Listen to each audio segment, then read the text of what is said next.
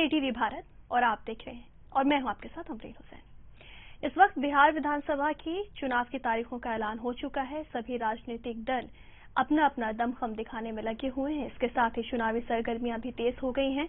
अगर हम बात करें चुनाव की तारीखों का ऐलान होने के साथ ही तो इस वक्त प्रथम चरण के चुनाव के लिए जो है वो उम्मीदवारों की लिस्ट सभी दलों ने अपने जारी कर दी है और इसके साथ ही जो प्रथम चरण का नामांकन है वो भी समाप्त हो चुका है। अब दूसरे चरण की बात आती है क्योंकि प्रथम चरण के चुनाव की तारीख जो थी वो 1 अक्टूबर से 8 अक्टूबर थी और अब यानी कि आज से 9 अक्टूबर से दूसरे चरण के लिए नामांकन शुरू हो गया है। तो इस वक्त जो विधानसभा सीटें हैं जिनमें नामांकन होना बाकी है, जैसे कि उनमें जमुई है, बक्सर है, लखीसराय है, इन जगहों पर अभी नामांकन होना बाकी है। इस वक्त हमारे साथ जमुई से संवाददाता गौतम कुमार बने हुए हैं। आपको सीधे जी, चुनावी तारीखों का ऐलान हो चुका है, शंखनाद हो चुका है गौतम जी, और उम्मीदवारों की लिस्ट आप देख रहे हैं जैसे कि जारी होती जा रही है। वैसे जैसे जैसे चुनाव के दिन नजदीक आ रहे हैं वैसे वैसे सरगर्मियां और भी ज्यादा तेज हो रही हैं और उम्मीदवार एक दूसरे को अपना दमखम दिखाने में लगे हुए हैं।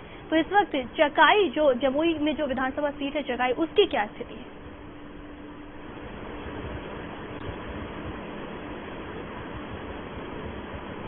जी देखिए, अभी स्थिति अगर चकाई की बात करें तो बिल्कुल वहां पे त्रिशंकु स्थिति बनी हुई है, क्योंकि पहले से ही मैं बता दूं कि चकाई विधानसभा जो रहा है वो पूर्व कृषि मंत्री नरेंद्र सिंह है, उनकी परंपरागत सीट रही है। वहां से उनके पिताजी चुनाव लड़ते थे 1967 से ही, और उसके बाद खुद नरेंद्र सिंह ने वहां से 4 बार वो खुद विधायक रहे हैं, उसके बाद वो मंत्री बन गए थे। हालांकि उसके बाद उनके बड़े बेटे जो थे अभय सिंह, उन्होंने वहां पे चुनाव जीता था। और अभी अगर बात करें 2010 में भी तो उनके जो छोटे बेटे थे सुमित कुमार, उन्होंने उस जेएमएम की टिकट पर हालांकि चुनाव लड़ा था। बाद में वो नीतीश कुमार के साथ जदयू में शामिल हो गए थे और जदयू में थे।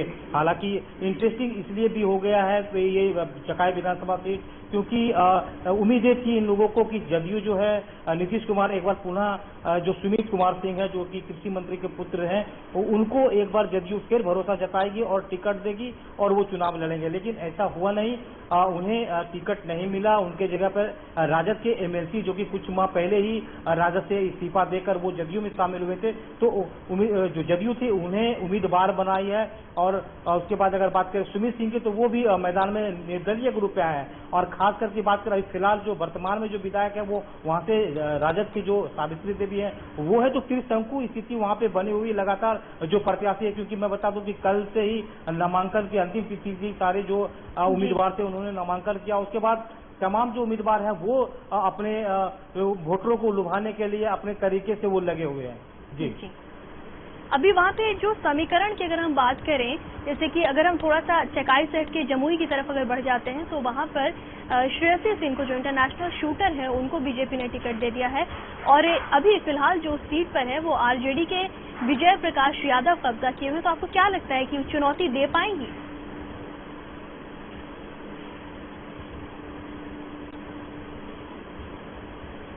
बिल्कुल, देखिए चुनौती दे पाती। अभी अगर बात करें इन्होंने, क्योंकि जिस तरीके से भाजपा ने श्रेयसी सिंह को उतारा है जम्मू विधानसभा सीट से, लेकिन पिछले बार बता दें कि इस जम्मू विधानसभा सीट से अजय प्रताप भाजपा के उम्मीदवार थे, लेकिन इस बार उन्हें भाजपा ने टिकट नहीं दिया, तो वो रालोसपा के टिकट पर फिलहाल मैदान में आए हैं। तो कह सकते हैं यहाँ पे भी राह आसान नहीं माना जा सकता, क्योंकि विजय प्रकाश जो है लगातार यहाँ से चुनाव जीतते आ रहे हैं और उन्हें काफी अनुभव है, क्योंकि वो राज्य में मंत्री भी रहे थे। तो कह सकते हैं चुनावी अभी साफ नहीं है कि जो यहाँ पे जो प्रत्याशी हैं श्रेयसी सिंह, वो हालांकि कांटे की टक्कर रहेगी, क्योंकि अजय प्रताप को काफी लंबा अनुभव है।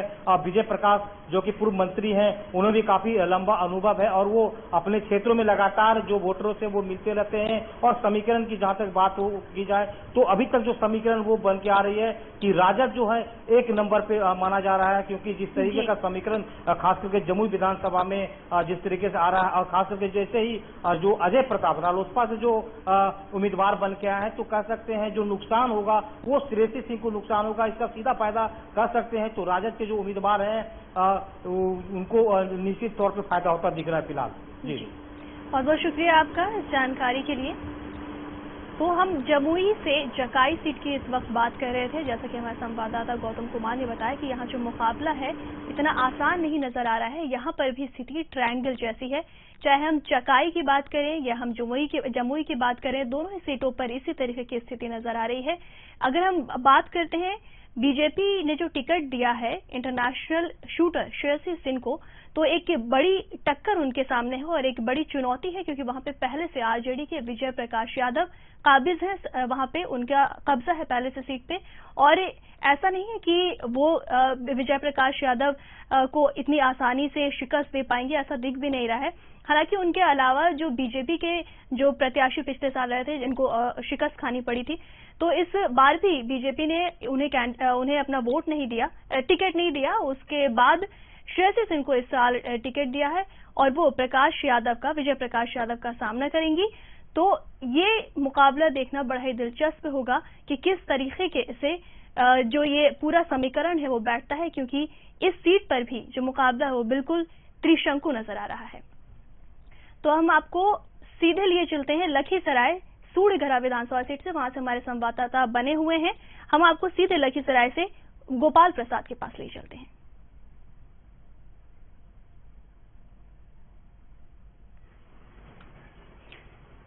जी गोपाल प्रसाद जी, लखीसराय सूर्यगढ़ा विधानसभा सीट की अगर हम बात करें तो वहां की स्थिति आपको कैसी नजर आ रही है? क्योंकि हम दूसरे चरण की तरफ बढ़ रहे हैं, अब दूसरे चरण के लिए नामांकन होंगे, उम्मीदवारों की लिस्ट जारी होगी, तो ये सवाल एक बहुत अहम है कि वहां पे किस तरीके की स्थिति इस वक्त नजर आ रही है।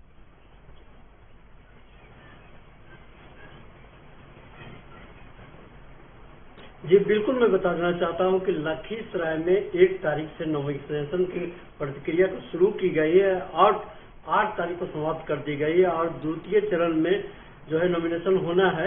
यहाँ पे देखा जाए तो मुख्य रूप से लखीसराय के जो सूर्यगढ़ा विधानसभा है वहाँ पे कुल मिला के 3,68,000 मतदाता मौजूद है वहाँ पे, और यहाँ पे मतदान के लिए काफी संघर्षशील होगा। यहाँ पे आरजेडी के वर्तमान विधायक प्रहलाद यादव है जो कि नॉमिनेशन कराए हैं, और यहाँ पे रविशंकर प्रसाद लोजपा के कैंडिडेट है, जहाँ पे इन दोनों के बीच काफी घमासान का माहौल बना हुआ है।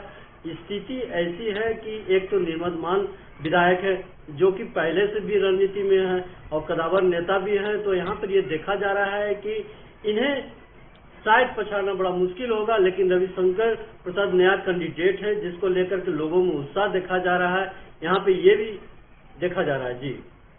जी, तो अगर हम वहां पे इस नजरिए से देखें कि जो पुराने प्रत्याशी वहां पे थे और जो अभी सीट पर काबिज हैं, अभी नए उम्मीदवारों की सूची जारी होगी। जैसा कि अंतिम दिन वहां पे 13 लोगों ने लखीसराय में नॉमिनेशन किया, वहीं 12 प्रत्याशियों ने सूर्यगढ़ा में नॉमिनेशन किया।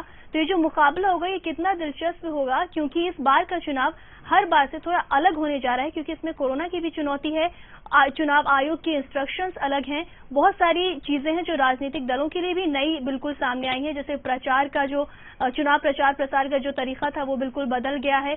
अब लोग सीधे कनेक्ट नहीं कर पाएंगे, वर्चुअल ही लोगों की ज्यादातर रैलियां होंगी। जो बिल्कुल जमीन से जुड़े हुए जो प्रत्याशी होते थे या जो कैंडिडेट्स होते थे, जो जनता तक direct face to face communication करते थे, वो कहीं ना कहीं बाधित हो गया है कोरोना की वजह से। तो ये एक कैसा चैलेंज होगा, वहां की जनता को कैसे घेराबंदी करेंगे ये नेता?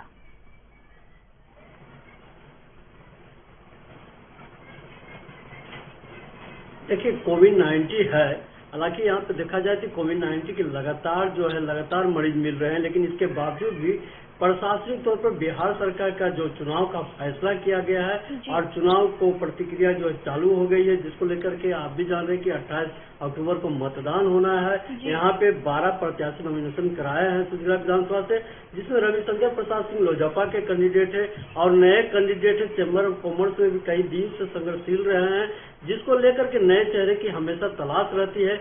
लेकिन निर्मोधमान विधायक प्रहलाद यादव है जो काफी दिनों से लगातार 1990 से समाज सेवा कर रहे हैं और आरजेडी के उम्मीदवार लगातार बनते रहे और प्रत्याशी के रूप में हमेशा जीते आए। लेकिन यहाँ पे ये भी देखा जा रहा है कि पुराने लोग जो हैं वो काफी लोग समझते थे और समझने के दरमियान लोग चाहते हैं कि लोग विकास करें। यहाँ प्रहलाद यादव का भी जो है काफी विकास हुआ है, जिसको लेकर के लोग चिंतित थे। लेकिन विपक्ष तो होता ही हर चुनाव में और जीत हार की संभावना होती है, लेकिन यहाँ पर रविशंकर प्रसाद सिंह का जो है चुनाव माहौल देखा जा रहा है लगातार। यहाँ पे राणा महिमित कुमार है, पप्पू योगी है, अखिलेश्वर भगत है, गणेश भगत है जो नए कैंडिडेट के रूप में है, और रंजन कुमार, अभिषेक रंजन, अमरजीत पांडे और गंगाधर पांडे, ये सारे लोग पुराने समाज सेवी हैं।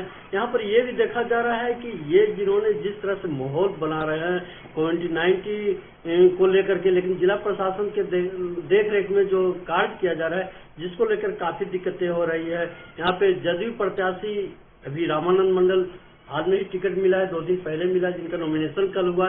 ये भी लखीसराय विधानसभा चुनाव से जो है मतदाता के बीच रहे हैं, और यहाँ पे लगभग विजय सिन्हा उम्मीदवार थे जो जिससे घमासान थे, जिनको जदयू के प्रत्याशी जो है उन्हें सुजगरा विधानसभा भेज दिया गया है, और ये भी नए कैंडिडेट के रूप में है। लेकिन यहाँ पे जाति विशेष पर जो मतदान होती है वो यहाँ पर कहीं न कहीं इफेक्ट पड़ता है। जिस तरह से देखा जाए कि तीन कोणीय तरह की जो है यहाँ पे मतदान होना है, लोग मैदान में हैं, लेकिन यहाँ पे जो पल्ला जो भरा जा रहा है कि पुराने लोग हैं, आरजेडी के विधायक है प्रहलाद यादव और रविशंकर जी हैं, जदयू भी बीच में आ गई है। इस तरह से 3 कोणीय मत बनने जा रही है, जिसको लेकर कहना बड़ा मुश्किल होगी।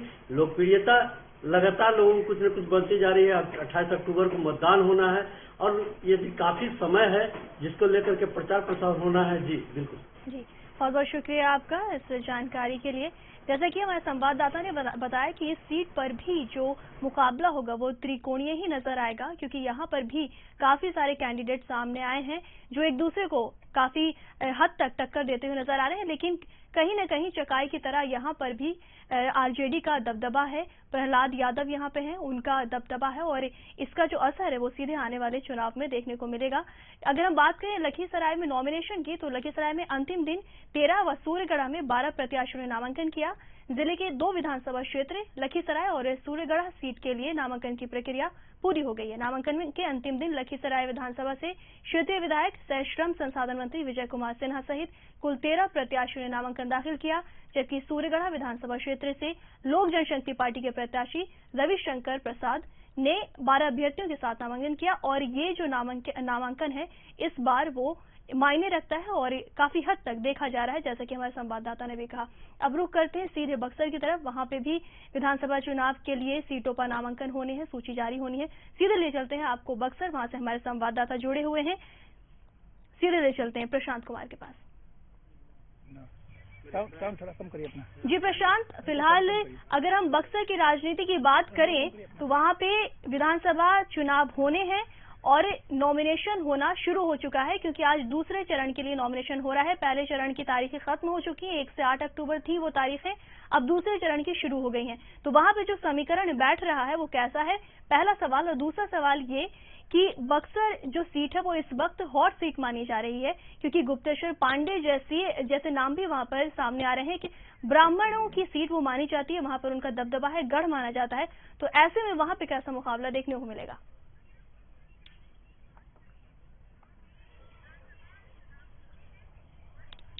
जी बिल्कुल, बक्सर को कहे कि हॉट सीट माना जाता है, निश्चित रूप से इसमें अक्षरशः ये बात सत्य है। इसकी बक्सर की सीट की अगर शुरुआत करना चाहे तो यहाँ से हम कहना चाहेंगे कि राजनीति वो सागर है जिसमें अच्छे लोग गच्चा खा जाते हैं। वही स्थिति हुई है इस बार गुप्तेश्वर पांडे की। जी, उन्होंने बीआरएस लिया और जेडीयू ज्वाइन किया। नीतीश कुमार के उपस्थिति में उन्होंने पार्टी की सदस्यता ली, जेडीयू की सदस्यता ली, और ये चीजें सामने आ रही थी कि वो जेडीयू से बक्सर से चुनाव लड़ेंगे, उनका मन भी था। लेकिन आपको बता दें बक्सर सीट इतना कॉम्प्लिकेटेड रहा कि चाहते हुए भी नामांकन के अंतिम तिथि के एक दिन पहले पूर्व रात्रि को सीट की उम्मीदवारी घोषित की गई बीजेपी की तरफ से। इतना ये हॉट सीट रहा, इसको लेकर के बक्सर में भी काफी चर्चा रही, पटना में भी चर्चा रही, इवन दिल्ली तक इसको लेकर चर्चा रही, और अंततः रिजल्ट यही मिला कि गुप्तेश्वर पांडे को निराश होना पड़ा।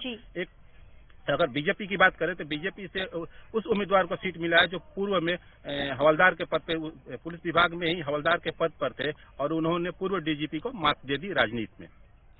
तो वीआरएस लेकर राजनीति में कूदे पूर्व डीजीपी गुप्तेश्वर पांडे, तो गच्चा खा गए। उन्हें उम्मीद थी कि ब्राह्मणों का गढ़ मानी जाने वाली इस सीट के लिए उन्हें वोट मिल सकता है, लेकिन ऐसा हुआ नहीं, क्योंकि बीजेपी ने वहां पे अपनी दावेदारी ठोक दी और वो जेडीयू की तरफ से जाने वाले थे, तो उनका टिकट नहीं मिला और वो खाली हाथ ही लौटे।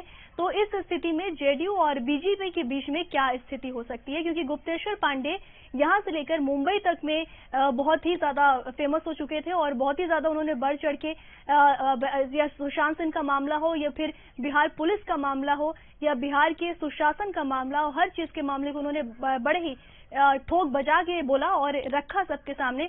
और उसी वक्त से लोगों को अंदाजा हो भी गया था कि वो राजनीति में आने वाले हैं, लेकिन उन्हें टिकट ही नहीं मिला। तो इस बीच क्या जेडीयू और बीजेपी के बीच उनको लेकर कुछ असर इसका दिख सकता है?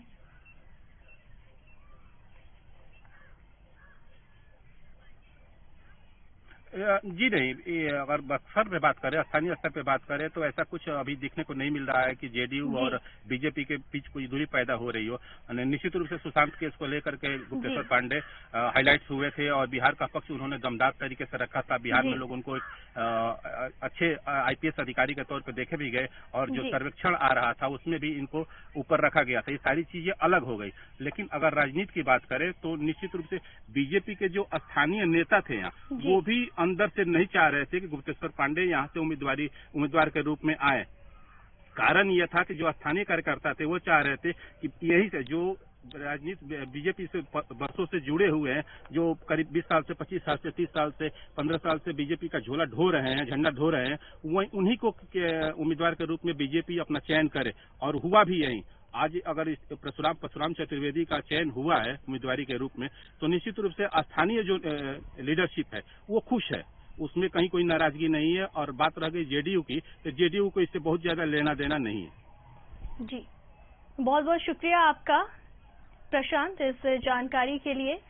तो हम बात कर रहे थे इस वक्त बक्सर विधानसभा सीट की, जहां पे मुकाबला बेहद वैसा ही जिस तरीके से हमने चकाई की बात की या लखीसराय से सूर्यगढ़ा की बात की, जो त्रिकोणीय स्थिति थी, वहीं यहां पर भी नजर आ रही है। लेकिन यहां पे बीजेपी बहुत मजबूत है, क्योंकि ये सीट बीजेपी की परंपरागत मानी जाती है। तो अगर हम थोड़ा सा पीछे की तरफ नजर डालें तो फिलहाल बक्सर राजनीतिक रूप से बिहार विधानसभा चुनाव के मद्देनजर हॉट सीट बनी हुई है। गुप्तेश्वर पांडे की वजह से ही नहीं, बल्कि बीजेपी की परंपरागत सीट है इस वजह से भी।